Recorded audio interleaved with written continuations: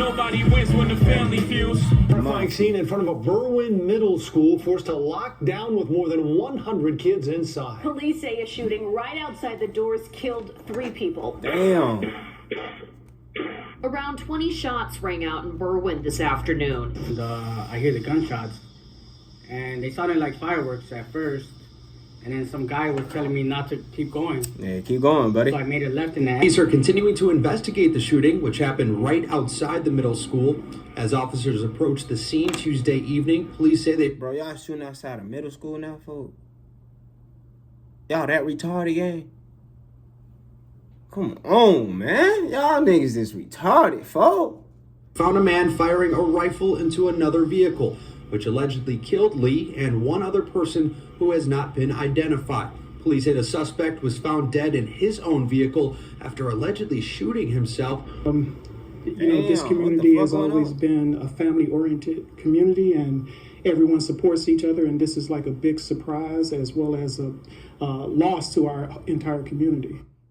Earlier this week, a tragedy unfolded right outside of a middle school that left 3 people dead and over 100 students stabbed in lockdown. At first, the details was brief, leaving the entire community on edge. But within 48 hours, the identities of the victims and the person responsible was revealed. And what authorities uncovered painted a chilling picture of how DV issues can spiral out of control in the worst way possible. When the news first broke, nobody knew exactly what happened. Officials weren't releasing names, and parents were rushing to school, terrified that their child might be in danger. All the public knew was that lives had been lost in broad daylight, right outside a place meant to be safe for kids. For a moment, it looked like one of these situations might never come quickly, but slowly, the story started to unravel. It's even sad to say that among the victims was an assistant principal of the school, a woman whose face has now been shared publicly. She wasn't alone. Her mother was right next to her, and both would lose their lives that day. Wow. Side by side when this happened, showing just how personal and targeted this situation was. This wasn't right. Don't wish jail on nobody. But you niggas need to get y'all ass for 100 years. 100 years, folks. Throw their ass under the jail.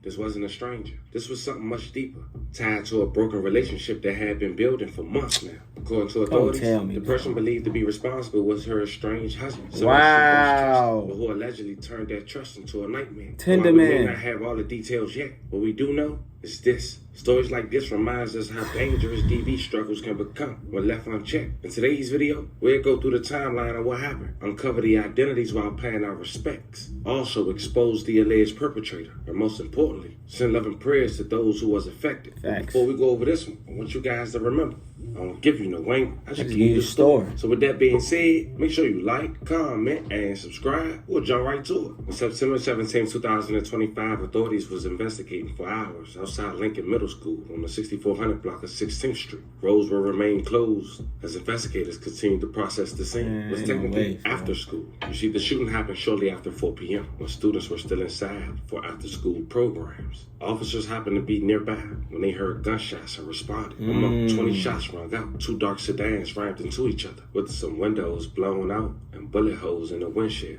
A man identified as Orlando had lived down the street where the incident occurred and said he heard the gunshots. He quoted, "I was pulling up and I heard the gunshots and they sounded like fireworks at first. Then some guy was telling me not to keep going, so I made a left into the alley and there were those kids running around." Orlando said the kids were frightened. He went over to the scene and saw the aftermath.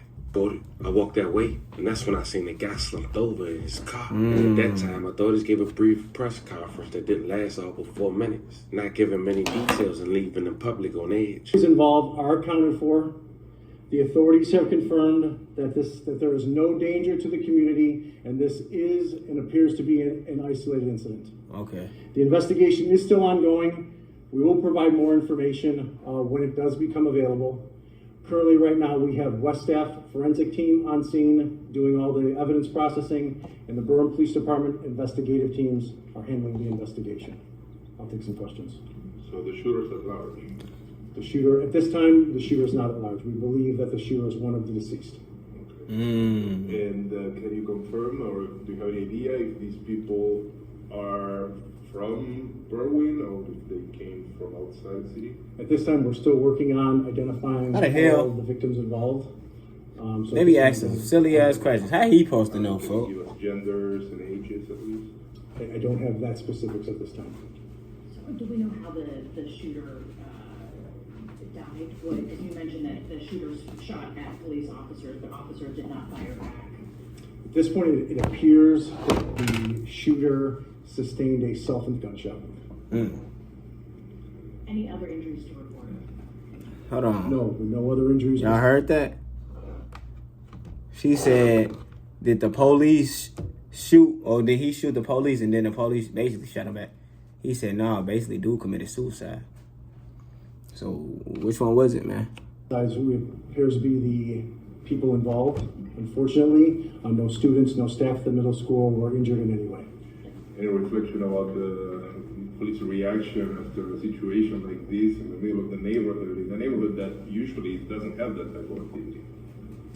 This is a very rare occurrence in the city of Berwyn. This is a very rare Talk occurrence. about your officers' restraint, you know, in a situation that's so precarious like this, their lives are on the line, and they were able to manage that restraint in this situation. Correct. We have wonderful officers that work here.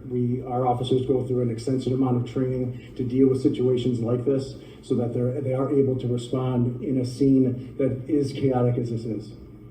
Just to confirm, they didn't shoot because they were in a residential neighborhood in front of a school. That's the case? They took fire. Their immediate thing was cover and then to assess. And at that point, they did not see the need to return fire. Was it the suspect then succumbed to his injuries, and then that's when they were able to clear and look out, or how did that all play out? If you don't mind. Correct. So obviously they took cover. They called for other units.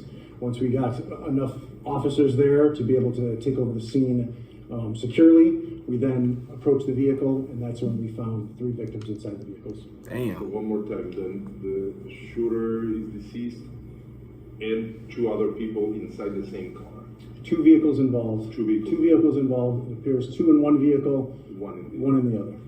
And by the time they approached, the shooter in one vehicle was already dead, and the other 2 were dead in the other vehicle by the time officers were able to approach. That's correct. Damn. So no gender, you don't want to disclose genders. Not at this time. Gotcha. All right. Was there ever gunfire? I know the police took cover, but was the gunfire ever directed towards the police? Yes, gunfire, yes. The suspect did fire at the officers as they were approaching. Wow. Gunshots fired from the other vehicle. We can't confirm that at this point. How if they was already dead? Rounds? How many rounds for sure? I don't have that specific number. Multiple, though. Glad that your officers are okay. Thank you so much. Thank you very much. Yeah, so the best. Thank you very much. That's very generous. Thank you, guys. Appreciate it. As you can see, fam, not much information was given at the time. White So girl I got had to say hams. that shooting that happened in Berwyn at Lincoln Middle School was my 7th grade grammar school teacher, Mr. Everidge's oldest daughter, Narissa Lee, and her mother, Jocelyn Everidge. 2 beautiful souls gone too soon. Shanna, I'm so sorry for your loss. Lifting you and your family up in prayer during this time. Call me anytime you need me, and I'll be there for you. Love you, girlie. Then the next day, September 18, 2025, authorities proceed to give the public more information. Identified Narissa Lee as 46 and the assistant principal at Lincoln Middle School, saying she was found in a targeted vehicle. Damn. Deceased on the scene. Police said that the case was a DV incident and there was no ongoing threat. They also confirmed that Lee's mother was also killed in the attack. They identified Lee's husband but didn't release a photo, but will later identify him, as he was identified as Stephen Lee, 54 years old, saying he died from a self-gunshot. Shauna Average, Lee's sister, said that the DV incident didn't come out the blue. She said it had started ever since. She wanted to say the tail end of June, and basically the boiling point would have been yesterday. She told the news that they my family. I mean, it's a horrible This shit thing. goofy, You know, I have a lot of emotions. I don't quite know what to feel. She also mentioned that she was supposed to go with her mom to go pick up her sister to take her to the local police station. But she got a call from her Bible school teacher. She decided to stay out there, extending her conversation. Wow. They're my family, and I mean, it's a horrible thing. You know, I have a lot of emotions. I don't quite know what to feel. Shayna Everidge losing both her sister and mother in a shooting outside Lincoln Middle School in Berwyn around 4 p.m. Tuesday. She was supposed to be picking her up, and then headed to the police station. Everidge says her sister, 46-year-old Narissa Lee, and her husband, 54-year-old Stephen Lee, had been having domestic problems since June, with an altercation involving a weapon at their home Monday night. Broward police went inside the house Monday evening. They had all the lights on and things like that, but they were there around 11 o'clock at night. The couple's next-door neighbor, who did not want to be identified, says prior to that, she hadn't noticed any issues. Well, she was always about her work. She sounded like she really loved her school, really loved her kids. Steve, we were always be outside working with his car, washing his car. He always be grilling Vanessa on certain holidays. Well, you would never know. And he would talk more. You would never know what somebody going through, for. You hear how the neighbor is describing them, bro. She was perfect. She loved school. The school loved her. He was normal. He grilled and washed cars. His own car. A car. Who would have ever thought he was going to, feel me? My husband and things like that, but he was always friendly. We spoke every time he seen us, so he always said hi. Berwyn police say Stephen Lee opened fire on his wife and mother-in-law, 76-year-old Jocelyn Everidge, in their car, then fired at responding officers before turning the gun on himself. Shayna Everidge says she was supposed to go with her mother to pick her sister up from Lincoln Middle, but got a phone call from her old Sunday school teacher and decided to stay home. We talked, and it was actually, I guess, having been on the phone with her, and I talked so much to the point where my mother was already proceeding to leave, and I was just like, no, I ain't gonna even go. But I guess it was a good thing, because in the end, I probably would not be here.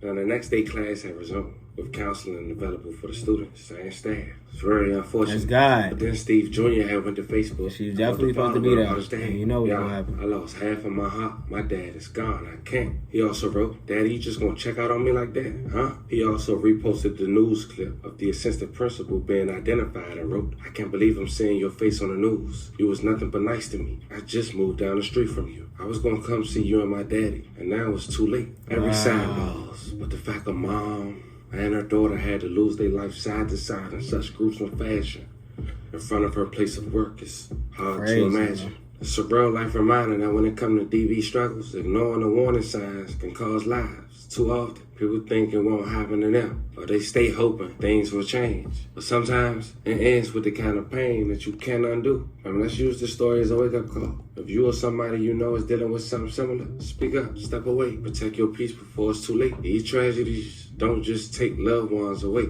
They leave scars on children's, families, and the whole community. As always, family, you know I appreciate y'all rocking with me. I know these stories tough to cover, but they necessary. The more we talk about it, the more awareness we bring. So if you felt this video, make sure you let me know how you feel about it in the comments. This was the story of a mom and daughter who was gunned down by her estranged husband in front of the school, broad daylight. Talk to me in the comments. It's crazy, y'all, man. Y'all put in the comments what y'all think, bro. They can't even put him under the jail like I said, because he killed himself. I got nothing to say. I ain't gonna lie, folks. Y'all stay blessed up, man. And don't be lacking, man. And get to some money, folks. Stay out the way. Please. I'm out of here.